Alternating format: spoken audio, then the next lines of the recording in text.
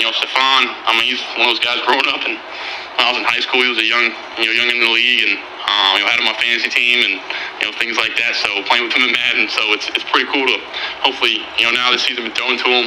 He's coming back obviously from injury, and looks like he's doing great. He's been around, and I think it's gonna be cool to throw a receiver who's made plays like he has, who's made big plays in playoff games, who's been in a lot of different schemes, who's played with high-level quarterbacks to see kind of his point of view from different stuff, and it's my job to give him a chance and go get it. So.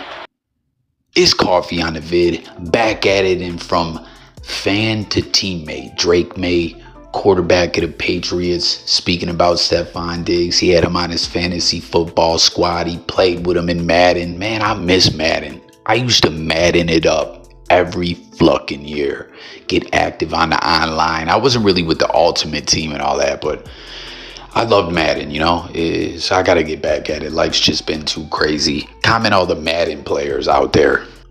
But it's like a dream come true for Drake MAYE to have DIGGS as his teammate. And, it's like a big deal to have DIGGS with the Patriots for that team as they're trying to rebuild. And all my Bills fans out there, it was so wild, the emotional roller coaster and everything that came with DIGGS and Josh Allen and all that from, I believe, DIGGS' first year in Buffalo. He led the league in yards, receiving yards. It was a crazy year. And then over his time and tenure in Buffalo, there was all this talks of drama and stuff like that, and it always seemed like BS until it wasn't. And then he's traded and was having a good season last year with Houston until the injury, and it was so crazy with him hitting free agency. Like, should we sign him back? It would have been a wild scenario for the Bills to trade him and then be able to acquire a draft pick, right, or picks or whatever. Forget exactly what it was with DIGGS, but then be signing them back out of free agency. I wonder if that's probably happened before, right? Where a team ends up signing the player back and having the picks, but it wasn't to be. And I don't know, did anyone really think that there was a possibility of that happening? I don't think the Bills were going to give DIGGS the kind of money that he wanted if they were going to do it, but it was like, fuck it, I didn't want to see him go, but he went. It is what it is. It seems everyone's on good terms now and all that, but here he is, a divisional rival with the Patriots, and they're on the rebuild. It was so funny too. A lot of content creators were talking about the clip where he told the Patriots fans all to shut the fuck up after he caught a touchdown from Josh Allen, and there he is now with the Pats. It's straight comedy. But a 3-year, $63 million deal. Will he bounce back well off this injury? That was another big question about him, And he said to be playing like a mentorship role with the Patriots receivers. Like, will he be able to help turn things around in New England? Will he click well with Drake MAYE? What do y'all think about it all? And again, my Bills fans as well, what do you think at the end of the day? Like, if you really look at it, the Bills were right to get rid of him.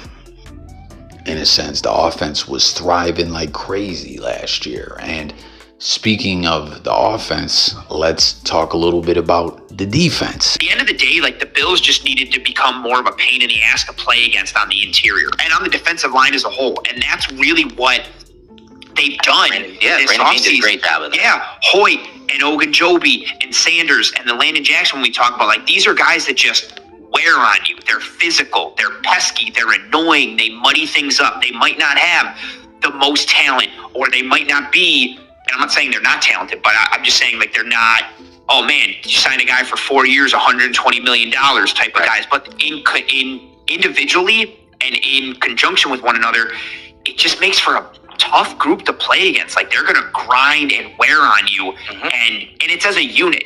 Those 5 offensive linemen, they're not rotating out.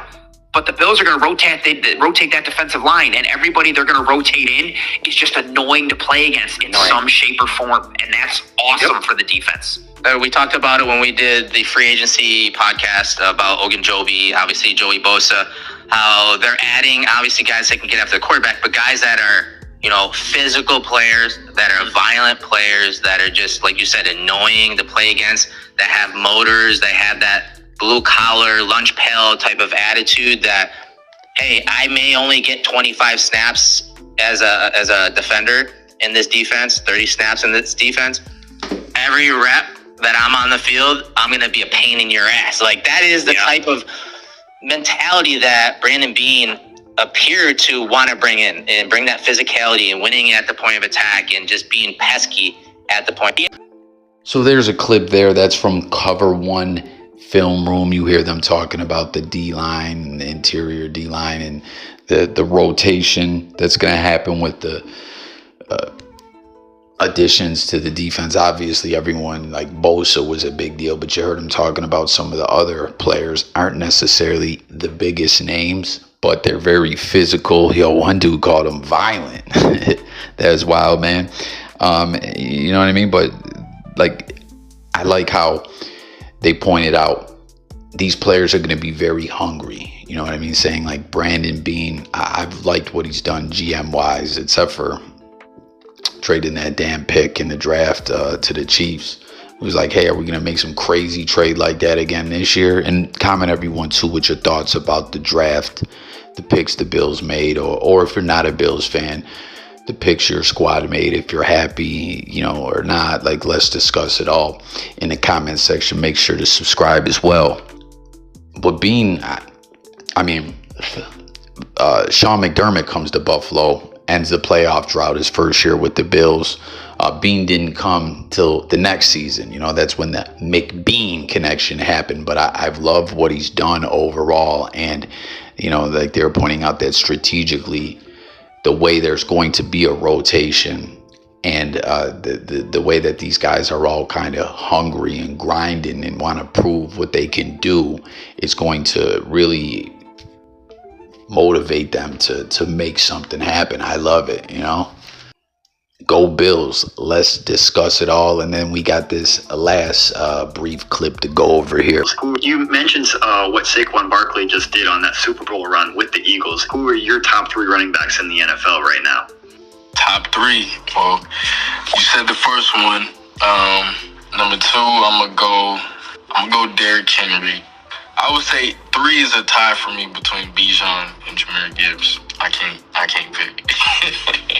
So you see Ashton's top 3 or top 4, should we say, because there was a tie at the number 3 spot. But Saquon Barkley again, the way the Eagles did the damn thing, shut down the Chiefs, and what an important role that Barkley played with the Eagles. He was truly the missing piece to that puzzle. And it's so wild to him originally being drafted by the Giants, got that Super Bowl ring and made history with a divisional rival. The Giants fans are sick as fuck with all that. Then Henry, he still got him on his list at number 2, and number 3, Bijan and Jahmyr Gibbs.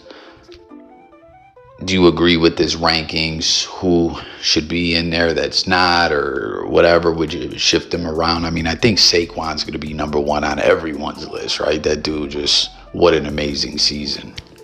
But that's going to do it for this one. Thanks so much for tuning in. Once again, it's Jay Coffee talking music, news, sports, and much, much more over here. If you are new, let's talk in the comments. I will catch you on the next one. Go Bills.